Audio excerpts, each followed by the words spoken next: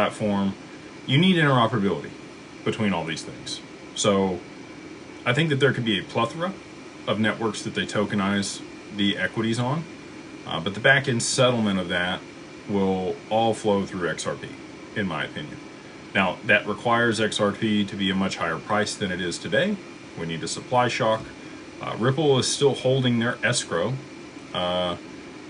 They've re-escrowed 700 million, and they have about 500 million sat in a wallet. You can go look at it on the network. You can go see Ripple's wallet. I think it's Ripple One. I think that's the wallet.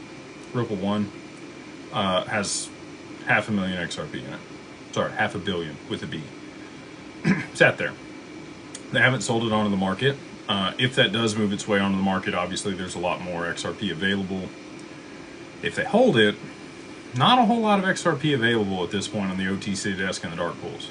So we'll have to see what they do, but it's really kind of balls in their court as far as controlling the supply and what's available out there. And I know people are salty about that. They use it to fund their business. I don't make any bones about that. But at any time, they could decide just to stop. And that really would cause a supply shock. There wouldn't be enough XRP out there, especially if there was huge amounts of demand. So maybe that's what they do. We'll see. I'll keep watching the wallet, see if they're going to move it anywhere. You can always watch Whale Alert over there on Twitter. Great account to follow. Talks about the unlock every time it happens and what's relocked and other large transactions that happen across other multiple other blockchains. But back to the second question I did not answer. So when we were at XRP Community Night there in Denver, at ETH Denver, shout out to Ray Fuentes for putting on a panel the next night. So Community Night was fantastic. Shout out to Ripple for putting that one on. A lot of great people there. I got to meet a lot of really good people that are building cool things on the XRPL, some of which I'll have on the podcast in the not too distant future. The next night, again, Ray Fuentes put on his event there. We sponsored, had a fantastic time. The first panel of the evening, he had John Wingate up there. So for those that don't know John's Bank Social. He's CEO over there.